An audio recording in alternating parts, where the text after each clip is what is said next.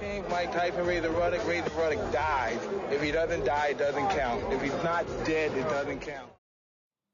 How you doing, everyone? My name is Ryan and this is Ali, and welcome back to another edition of BoxTalk. With Bernard Hopkins and Quillin and John Murray fighting this weekend, we've also got Peter Quillin in action, Scott Quigg, Anthony Crolla and John Murray. It's Weekend Madness again. Adi, where do we start? Scott Quigg announced 5-10 minutes ago that his fight against Nemo Chermo is now off. Some kid. And now he's got a replacement coming in. Quigg, young guy, world champion, main event in his hometown. Ali. What? Pardon my French, but it's a big fuck up. Let's be honest, it's a big fuck up. They're lucky, and we'll talk about Murray Crolla later, but they're lucky there's a good undercard. Yeah. You've got Luke Campbell fighting, you've got Stephen Foster Jr., there's a few other British fighters in there fighting as well. I like Quigg, but I don't know, it's not his fault, but all the Frampton going over to Box Nation and Quigg going the other way, and then Hearn saying that he thinks Quigg's actually better than Frampton. Majority of people think that Frampton's better. I'm one of those people. Remember, Quigg had no amateur experience. Yeah. Quigg pretty much, pro fights was pretty much all what he's got. He's got a world title. No one seems to recognise he's got a world title. It's almost like he's a world titleist because default. And that's the thing. And when you get when you're getting pullouts and I just don't know. I just feel like I feel sorry for the kid.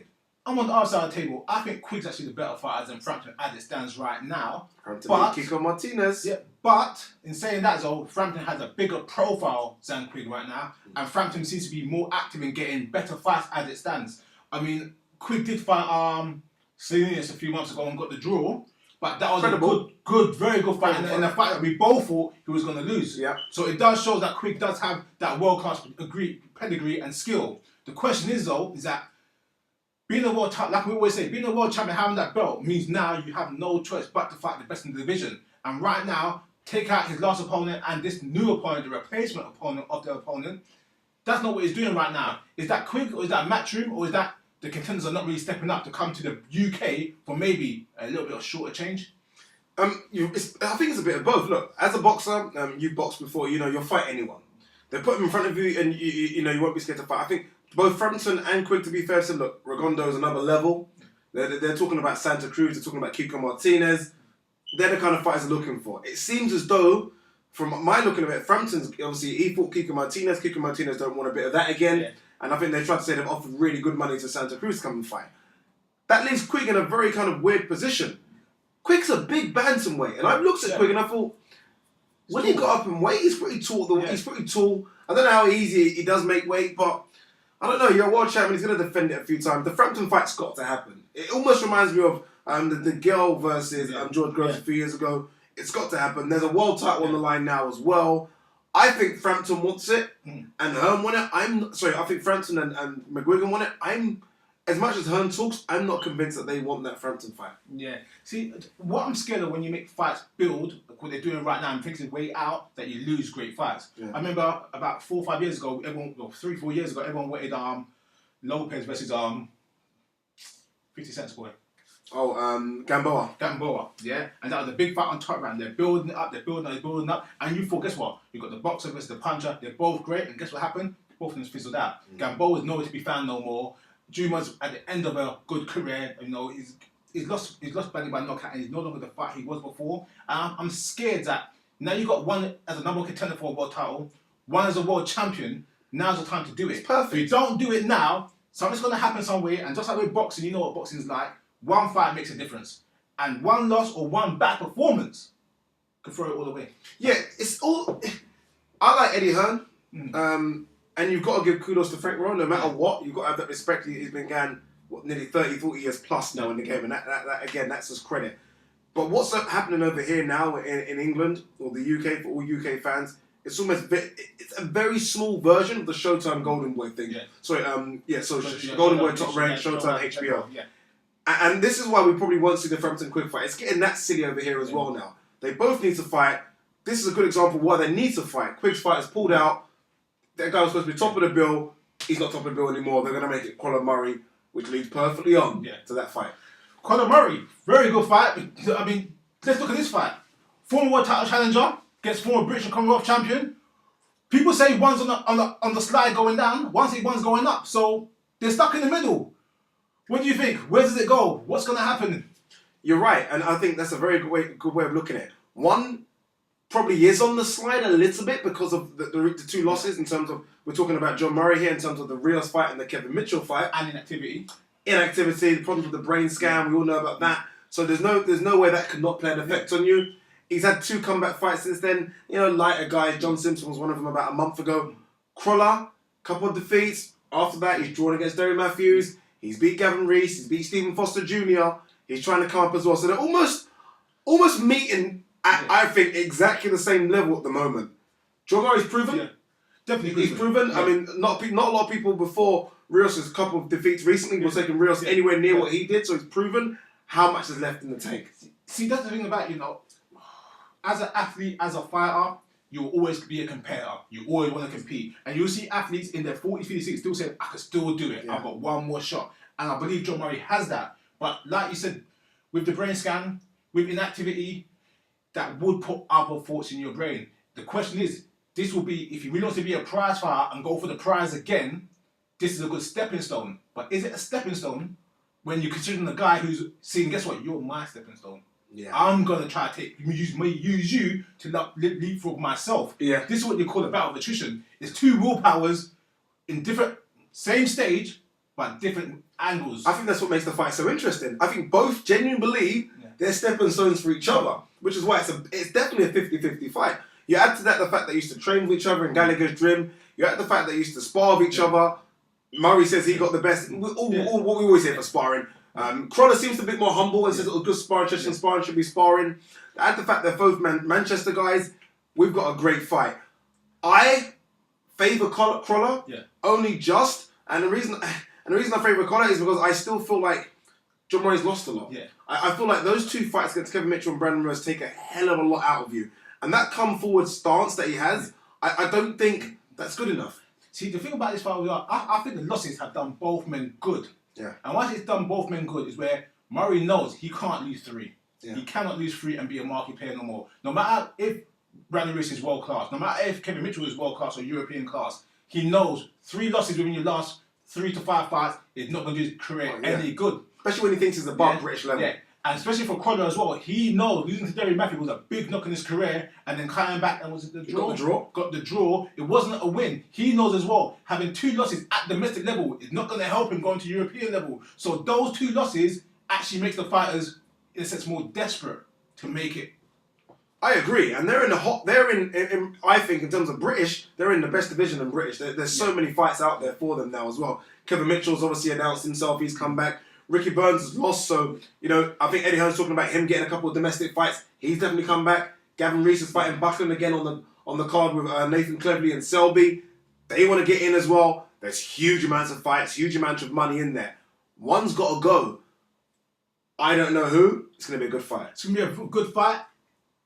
If I put my money down here right now, I always like to go with the proven fighter, so I will go with Murray, but that's not a given. Dave, what do you think? I like the work rate of Crolla. I think Crolla's, as you say, is slightly on the up, but not huge up. We're not talking about a guy that's had 7 wins in a row, but he's on the up slightly. He's got the advantage in that he's trained with Gallagher, who trained John Murray, so they're going to want to work out. They're going to work on things they've seen before as well. How much has Murray got left? We're not sure. Even against the Simpson fight a month ago, I saw Simpson tagging a couple of times. Yeah. Simpson's a small guy. Crolla's not a bigger puncher. Crolla's not the biggest puncher, but regardless, if Simpson can kind of tag you a bit, I think if Crolla catches you, never know. Good fight. Let's go across to the Atlantic. On the undercard of Hopkins versus Shubinov and the Quillin and John Murray fight, we got WBO middleweight champion Peter Quillin. Not talking about it. I've had enough of that. Peter Quillin defending his title against Lucas Condensi. Here's the thing with Peter Quillin. I like Peter Quillin. I think he could box. I think he's got good power. Maybe not stopping, not knockout power, but stopping power. He put down Jakeem about 600 times in that fight, but he didn't stop him. Same with Rosado. He hurt him. He scored, bloodied him up, hurt him, but he didn't get the knockout. But for a world champion, not to be calling out the other world champions, and aim to put none of the other contenders in the division, I don't like that. Don't like him. But honest with you, Don't like him. Sorry, Quillin, you're gonna all the hating crap. Yeah, you get a lot of hate. You get hate. See, people don't realise there's fighters out there that get hate. There's Mayweather hate because of his attitude outside the ring. There's Broner hate because of his attitude outside the ring. When you've not got an attitude outside the ring like Quillin doesn't really, you're getting hate because of what you do in the ring, because of what you do with your surroundings. You're in a rich division. Division that, okay, you take away the top two in terms of Martinez and GGG. Below that you got the British fighters. You had Barker, you had Stern, you had Macklin, you had Murray. I think I've heard Quillin call out one name, and that was Barker. Andy Lee. You got Andy Lee. Stern. I've said that. Stern. Yeah. It's huge. Gil. It's just ridiculous, the division. You got a legit top 10, and all the people in the top 10 are household names. Not household names, they're recognised names. They all seem to have fought each other apart from you. Yeah. That's the thing for me. Okay, Martinez hasn't fought GGG, but there's been a mix between all of them apart from Quillin. Yeah. And now Quillin's getting to the stage with me, and I've said this before. Boxing isn't a longevity sport. The best in the world stay it very long because they're the best in the world. The rest have short careers. Get a world title, get 3-4 defences, make some money, and then they go. And they're gone. Quillin's at a stage for me where Martinez is now gone. He's got Cotto. Yeah. GGG's now gone and got Chavez. They have huge money fights for both of them. Quillin's stuck in a rut for me, and he's stuck in a rut because he hasn't called any of those guys out. GG's called every single person out. Martinez is the champion. He doesn't need to call out. You call him out. What is Quillin doing? See, with Quillin, I like Quillin. I know you're not a big fan of him. I like Quillin. I like his style. I think he could box. I think he could punch. I think he could do quite a few things. I like him. But I think Quillin's in a no man's land, in a sense where normally you're world champion, you might have a defining skill. We know he's not the biggest puncher in the division. That goes down to GGG. We know he's not the best athletic best athlete in the division. That much going down to Martinez, even with his injuries. So Quillin's in a situation where he's a world title, but he doesn't have a defining style or defining identity as a fighter. Everyone knows Macklin comes to brawl. Yeah. Everyone knows Barker was the boxer. Everyone knows Andy Lee was the croc gym with the late great Emmanuel Stewart. Everyone has their own identity and their own things to deal with. Daniel Gill, the guy from down under that comes over. It's like Concedus. We all know what they have. We don't know what Quillin has. And as much as you see glimpses of it, I think if you knock a guy down 600 times, you should go for the stoppage. Yeah. I think if you have a guy badly hurt, as you had Rosado, the blood, the eyes, and the injuries, you go for the stoppage. And that is not just to help yourself. You don't carry fighters, especially fighters that are injured or fighters that are hurt. I mean, look, he's in a situation, Quillin, where, and he's in a situation. It's not just him. There's loads of boxers out there right now. When they're in a situation where they've got world titles very quick, and I wouldn't want to say very easy, but I'm going to say it very easy as well. Boxing's almost turned around now. It doesn't seem to be a case of how many world titles you can win. It's almost like the big fights you're in. You know, Mayweather's been in big fights before without no world titles on show. And I think Quillin's in the stage where he's got a world title, and I think he's thought, that's it, I've done. I've done what I need to do. I'm a world title. No, you haven't. What's happened to boxers trying to unify their titles now? What's happened to boxers trying to get ring titles and all the other titles you can get? I also blame this partly on Golden Boy as well. Because as much as box fans, we love a stacked card, we love a great card, we've got 3 world title fights on one card. I find it hard to have a midweight champion or a world titleist on the 3rd fight of the card. It's pathetic. So it's like, yes, you maybe have a double main event, but in a sense, you've got 3 world champions on the 3. So it kind of... It almost weakens your world title. It weakens the world title. Quillin's going to be 3rd on that. Yeah. So when you got Macklin headlining cards, you got Martinez headlining cards, you got GGG headlining card, you got Quillin Ware, not the co-main event. He's the opening match. He's the opening match on that card. And I think that says a lot about Quillin. But guys, look, what do you think? Another Weekend Madness on April the 19th.